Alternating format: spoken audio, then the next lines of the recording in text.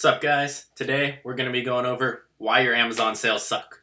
So it's not going to be a video for everyone, but you can learn from it even if you're not selling on Amazon yet or your product's doing well. It can help you in the future. So I'm just going to go over a couple of the reasons why your product may not get many sales.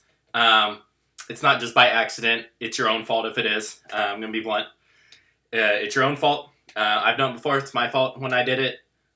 Very, very rarely will something weird happen where it's not your fault, but 99.9% of the time, it's your own fault if you're not getting sales.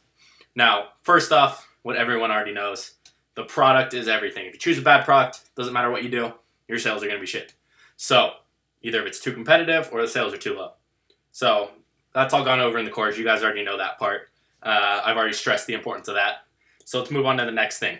There's a couple different factors which small differences can make your sales a lot higher. First one being your price. I was talking to my friend who started selling on Amazon, saw him at the gym. He's like, hey, I've been getting 1 sale or 0 sales the last 3 days. What's up? And I know his numbers are good because I've looked at them. If numbers are good, then you should be getting sales. There's a reason you're not. It's probably one of these. So I said, what's your price? Looked at his price compared to everyone else's. I said, try dropping it $1. $1, that's it. Keep in mind, he's selling 0 to 1 a day. Within an hour of him leaving the gym, he texted me, hey, I just sold 3 units within 30 minutes of changing my price. Exactly. $1 difference can make a huge difference. Now, if you drop your price $10, it might make a difference in a negative way. I know I've dropped my price from $19.99 to $9.99 once just to check, see what happens. I get less sales than at $19.99 because your perceived value is so much lower on your product. So you got to play with it. But same things happened to me. I was selling at $22.99, dropped it to $21.99, and I went from getting 7 sales a day to 15. So that's a huge difference. I doubled my profit by dropping it $1. So that can be a big factor. Play with your pricing. You have to test this. A lot of times you're not just going to get it right out of the gate. You got to play with this stuff I'm talking about. So that's price. So now we have product criteria, product you chose, most important, your price. Next, let's go into your PPC. Now, this is really important to rank, as you guys know. Gone over in the course. Now, your PPC can suck, and that can make your sales suck. Now, what I mean by that is it's mainly comes down to your listing, your images, and whatnot. But if you're not bidding enough, if you're not using your whole budget and your budget's 10, 20 bucks, you need to raise your bid. It's different for each product, so play with it. I start 75 cents, see how it does there. Then I raise it from there and see.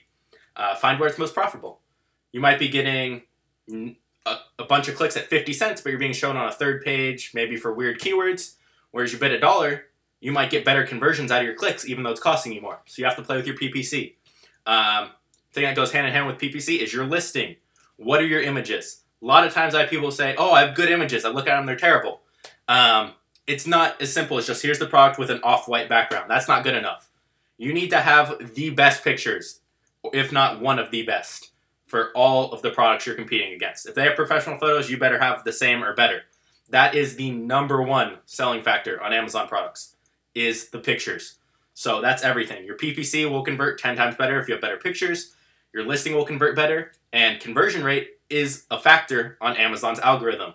So that will help you rank even higher as well. If you have 100 people clicking your product and only 1 buy, compared to 100 people clicking and 7 buying, person with 7 is going to be ranked way higher just because of that, even if they're getting the same sales. So, listing right there.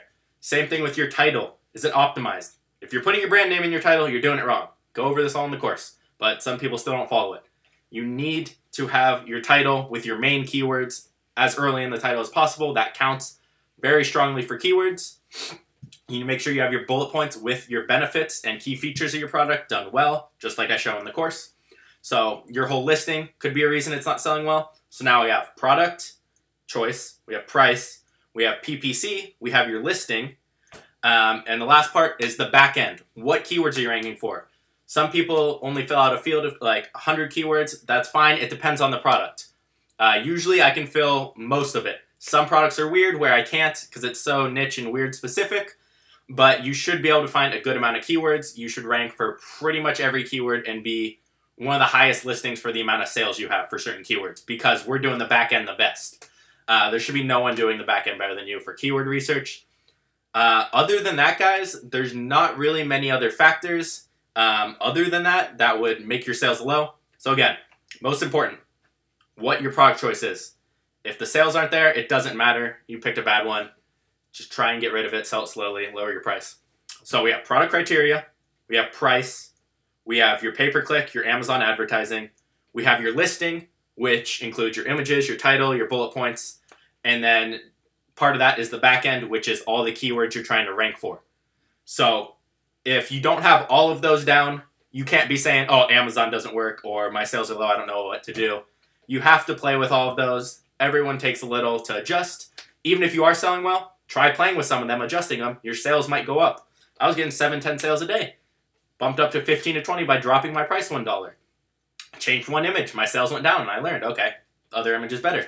Tried a different one. Sales went up a little. You have to play and test them all. It's like split testing. It's like you're running a Facebook ad.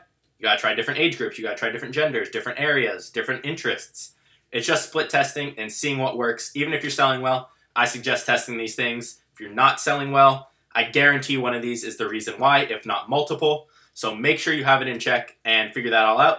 If you guys have any questions, feel free to leave them in the comments. As always, first link in the description is the course if you guys are interested. If not, again, any questions in the comments, I'll be happy to answer them. I'll see you guys soon.